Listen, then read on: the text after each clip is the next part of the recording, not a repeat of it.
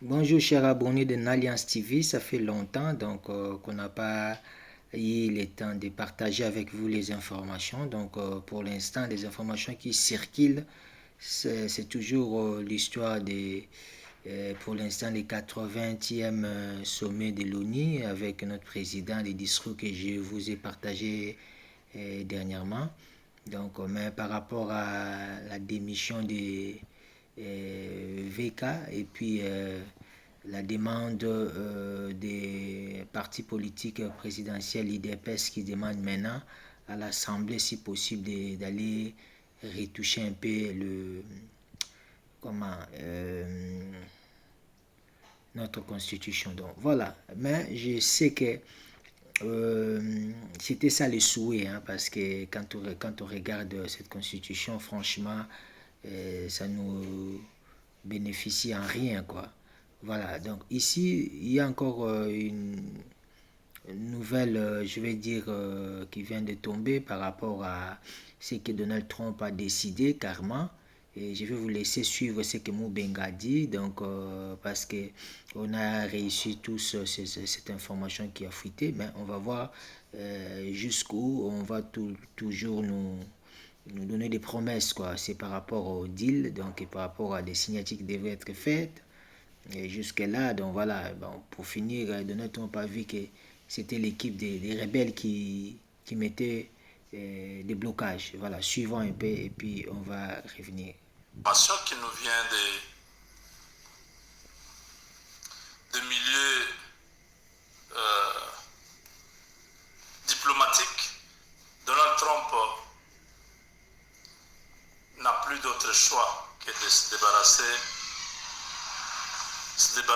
d'Hippolyte Kanambe, de Paul Kagame, de Corneille Nanga, bref, de tous ceux qui sont en train de faire la guerre à l'est de la République démocratique du Congo. Donald Trump ne se cache pas, il veut effacer les traces de Paul Kagame avec son système, Hippolyte Kanambe, Katumbi. Tous ces gens-là, Nanga, ils sont dans l'ancien système. Ils ont dirigé pendant près de 31 années. C'est des gens qui ont été soutenus par les démocrates.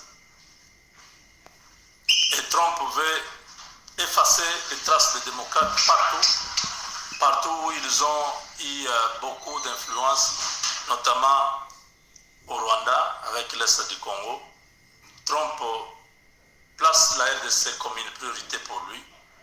Nonobstant tout ce qui se passe à Doha, à Washington, tout ce que vous apprenez à gauche, à droite, Donald Trump est déterminé parce qu'il veut laisser un héritage aux États-Unis. Donald Trump est dans la guerre pour récupérer les terres rares de la RDC. C'est vraiment une guerre, vous n'avez aucune idée. Vous ne comprenez pas que ce dossier est un dossier hautement stratégique. Pas seulement politique, mais hautement stratégique. La semaine dernière, vous avez vu, le haut commandement militaire américain était réuni en Virginie. De manière apparente, on a donné des instructions sur la manière dont l'armée va les nouvelles règles de l'armée. Voilà, il n'y aura pas de distinction entre une femme et un homme dans l'armée. Si l'homme doit courir 100 mètres en 10 secondes, la femme doit être aussi en mesure de le faire. Il n'y a plus d'histoire des homosexuels dans l'armée. L'armée doit être le haut commandement doit être rajeuni. On ne peut pas trouver un général avec le ventre. Les généraux de l'armée américaine doivent montrer la jeunesse, la vigueur, la paix au monde. Il y a eu beaucoup de choses, et notamment le département où le ministère de la Défense devient le ministère de la Guerre. Ils doivent se préparer à tout. Donc, ils n'ont pas dit exactement pourquoi on a réuni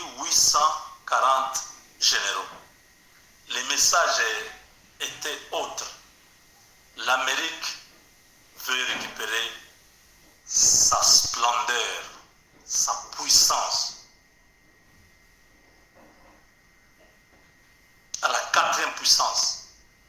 Puissant militairement, puissant économiquement, puissant politiquement, puissant technologiquement. Vous avez compris? Toutes les grandes puissances, la superpuissance, sur le plan technologique, ils ont besoin des minéraux stratégiques qui sont en RDC. Sur le plan militaire, ils ont besoin des minéraux qui sont en RDC. Sur le plan économique, ils ont besoin des minéraux qui sont en RDC. Est-ce que vous comprenez que tous les attributs des superpuissances des États-Unis ont leurs répondants chez nous? Vous avez compris? La superpuissance technologique et scientifique, c'est les minéraux de la RDC. La superpuissance militaire, les minéraux de la RDC, le bombe atomique, tout ça, et d'autres, les pyrochlores et tout ça. La puissance commerciale, c'est toujours la RDC parce qu'on a besoin de batteries en lithium pour augmenter l'industrie automobile et tout ça. Est-ce que vous comprenez?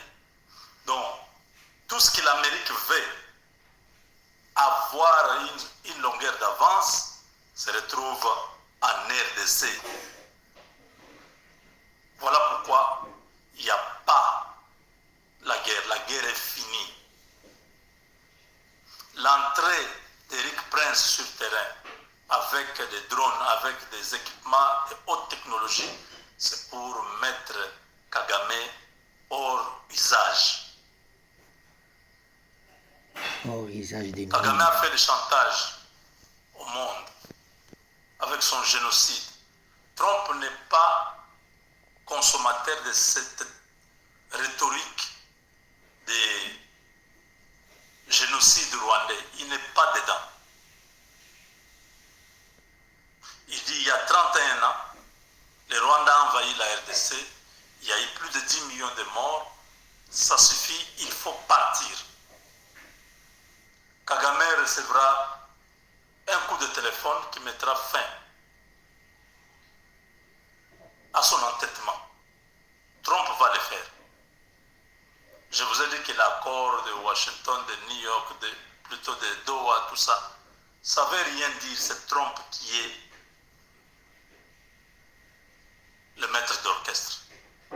Donc, s'il prend son téléphone à 14h, à 18h, les troupes rwandaises se retirent de la RDC. Obama l'a fait en 2012 ou 2013. Nous y allons pour une fois pour toutes, parce que Paul Kagame sera poursuivi, il sera arrêté et il sera condamné. Donald Trump ne vient pas pour cautionner n'importe quoi. Kagame vient de signer avec un anti-Trump. Il a signé des contrats avec lui. Ce n'est même pas ça le problème. Trump veut contrôler les minéraux de la RDC.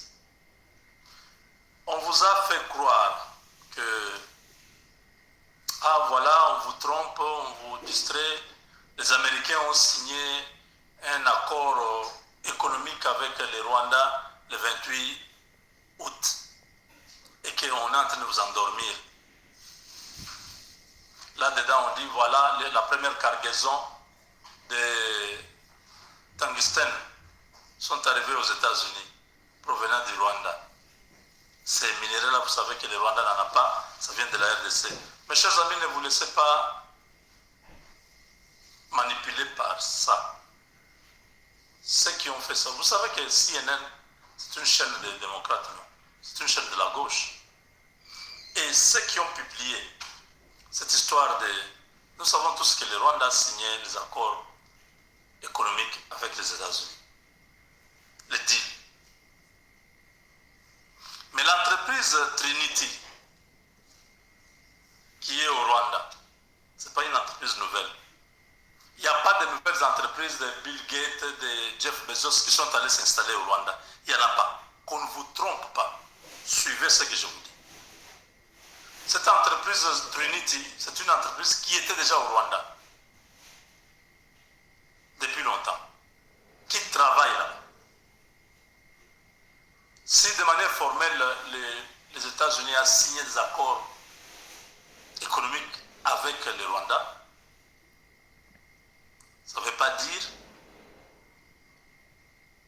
que les États-Unis ne vont pas signer le deal avec la RDC et que désormais, tous les cobalt du Lualaba vont commencer à passer par le Rwanda pour aller aux États-Unis. Ce sont des mensonges. Vous comprenez?